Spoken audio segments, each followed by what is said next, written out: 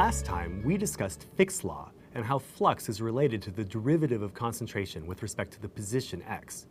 We also discussed that this linear constitutive law is fundamentally because the fluid is very controlled. This is not a natural diffusion process that might have many nonlinearities and higher order effects involved. Instead, it is a model of a very controlled process, and we are going to explore what that means today in the context of diffusion in equilibrium. Let's look at our picture of Fick's law again. Again, we have a tank. We have a position x1 and a position x2. The difference between them is dx.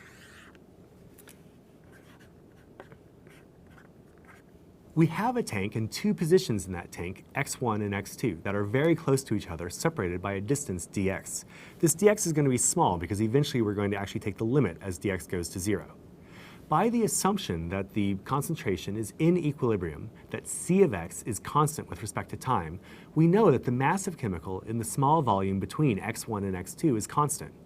How can we use the fact that f of x1 is equal to f of x2 to understand this diffusion process better?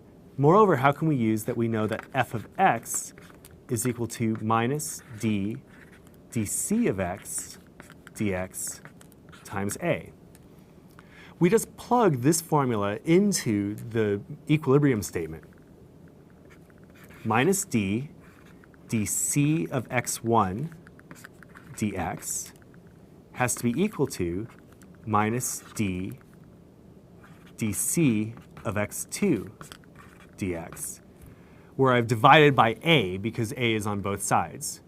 Now I can factor out d, and I get d times dc of x2 dx minus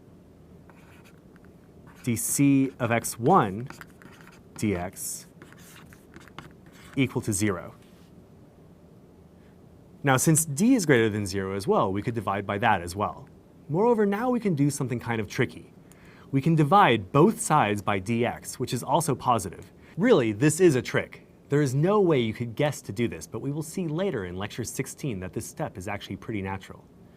Now, if we take the limit as dx goes to 0, this becomes the second derivative of c of x with respect to x, giving us the second derivative of c of x with respect to x is equal to 0, where I've divided both sides by d.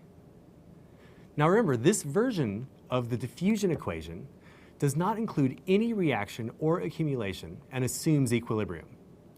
Notice that this equation does not depend on c of x, only on derivatives of c of x. Hence, solutions are reasonably easy to guess. What curve has 0 as its second derivative? Straight lines. As an example, if you know that a tank is regulated so that it has concentration on the left, C at x equals 0 is equal to 5, and concentration on the right, C at x equals 1 is equal to 1, then the diffusion equation predicts that the curve will be C of x equals ax plus b. The concentration at x equals 0 is 5, so b must be equal to 5. And the slope between x equals 0 and x equals 1 is negative 4, so a must be equal to negative 4. Hence, the concentration, according to the diffusion equation, will be C of x is equal to 5 minus 4 times x. It'll look like a line that looks like this. It is worth thinking for a moment about what this means physically. The derivative of the concentration with respect to x is everywhere equal to negative 4. Hence, there is flux in the tank at x equals 0. And there is flux out of the tank at x equals 1. We don't know why or how that flux is occurring. We simply know it is occurring. It is probably occurring because of some form of engineered process control. Now think about the small volume we started with. Even though there is flux into the tank and flux out of the tank, the mass of chemical in the small volume really is constant because the flux of chemical into the small volume is the same as the flux of chemical out of the small volume. This is because we took the limit as dx goes to 0. Lastly, what if there was no flux in and no flux out of the tank? then that would mean that D must be equal to 0 because of Fick's law, so the solution would be a flat line. The concentration would be the same everywhere. This is just what we see in my coffee cup, that at equilibrium, the concentration of milk in the coffee is the same everywhere. So what should you remember from today? The diffusion equation in equilibrium with no accumulation is the second derivative of the concentration with respect to position x. When you solve the diffusion equation, you get a prediction of the concentration everywhere in the tank by only knowing what is happening at the edges of the tank.